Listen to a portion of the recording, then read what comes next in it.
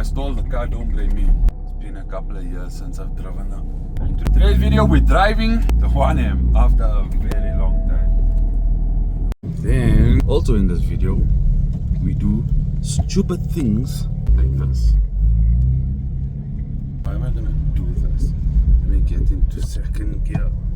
We're gonna scare these people here.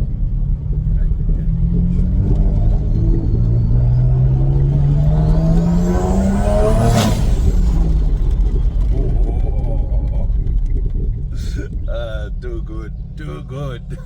So the last time you guys saw this car, I was driving and going to do the alignment.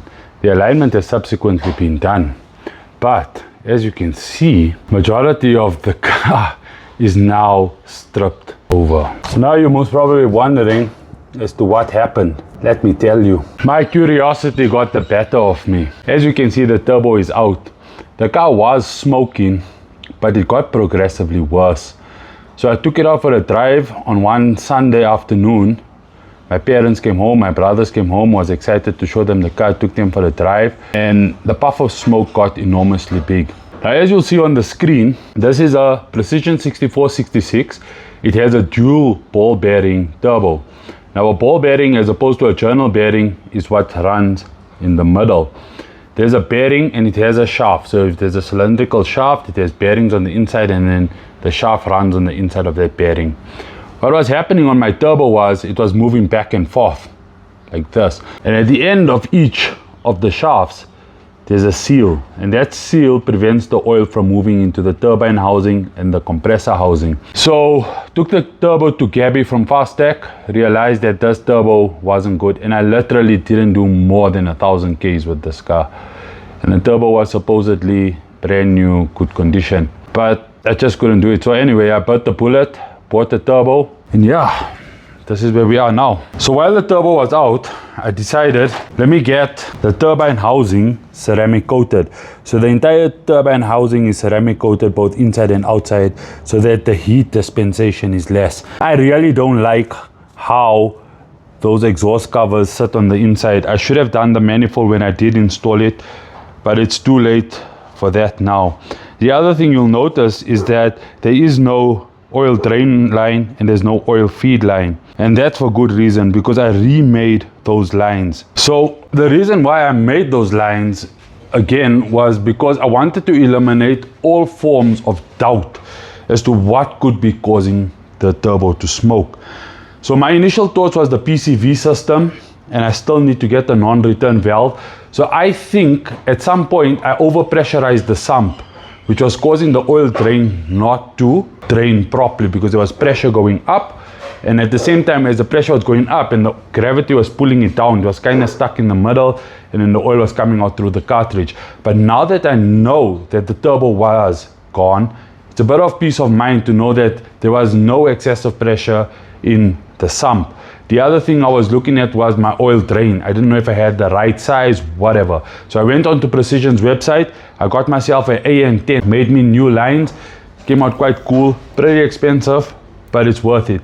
So when I get back and put this whole thing back together, hoping this will be now a running, driving car. We still need to test the tune, sort out the suspension, and so forth.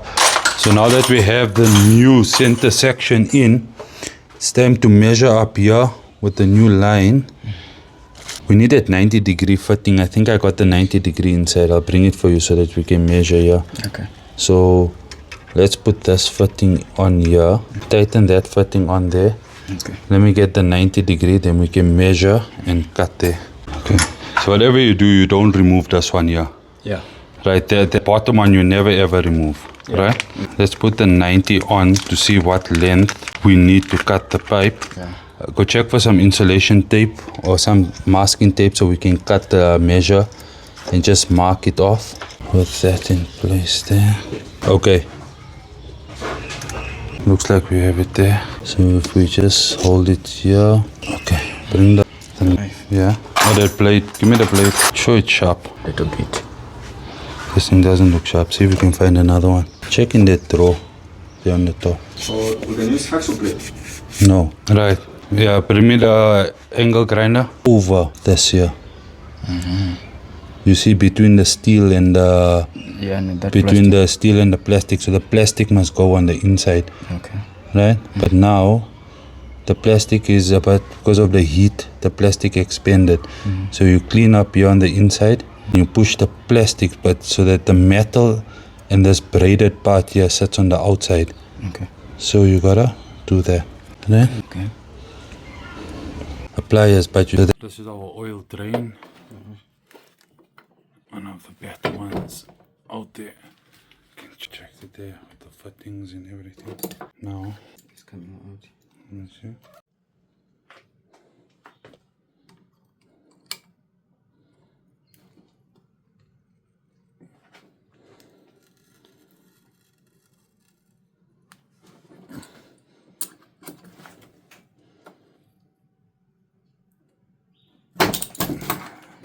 That should be fine. Okay. So the plan now is to fit the oil drain in, the one we just made. So as you can see, you're gonna have to pull that thing out there. Okay. But as you can see, heat sleeved. Just open up this with the pliers, take it down, heat sleeved, braided, and we have the proper precision oil drain for it with the gasket. We'll put that on now. So just like that, the 1M is completed. Well, I would say partially completed, not fully completed. Maybe YouTube completed. There's still a few things that I still need to sort out before I can drive this car properly. So I know at the beginning of this video I promised you guys a drive-by, but I'm not too comfortable. I need to dial in the suspension, and I still have work to do. Let's just say I have work to do. But anyway, the new turbocharger is in, as promised.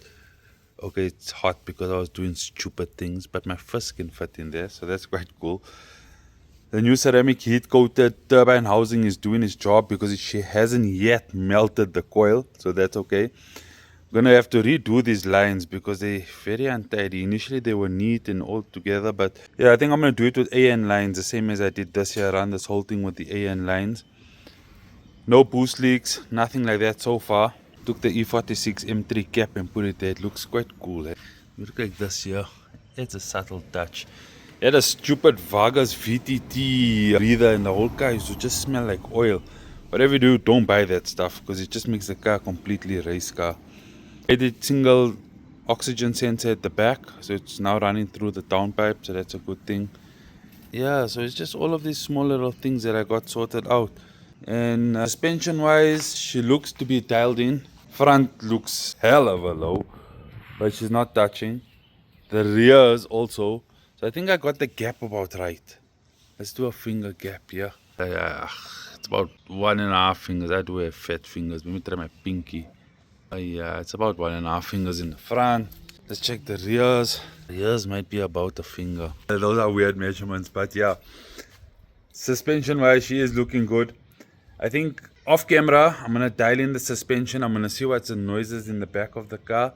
And after that there, I'll do a proper run. Proper video. A video just dedicated with boost. So you thought I was going to not give you guys some drive-bys. Well, I think I'm just as excited as you guys are. So with that being said, here we go. It might not be the long version, but the short version. Let me see if the bonnet is closed first. Yeah, looks close. Here we go. Bismillah. So we have a couple of issues. We got a little bit of smoke coming from the oil. Like you hear that burble. I don't know if that's the burble or if that's a noise at the back. I need to have a look at it and check it out.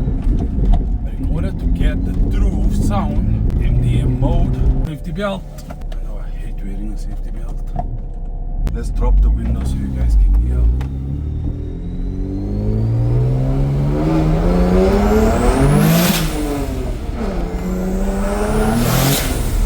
Whoa! Yes! No. Whoa! Whoa, whoa, whoa, whoa, whoa. Let's go this way. We need some short streets because it's... Here we go!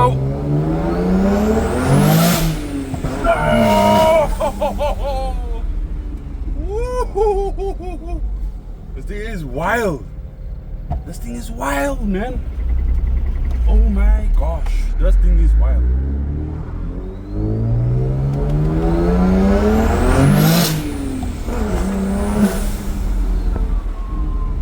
She eats up the road so fast.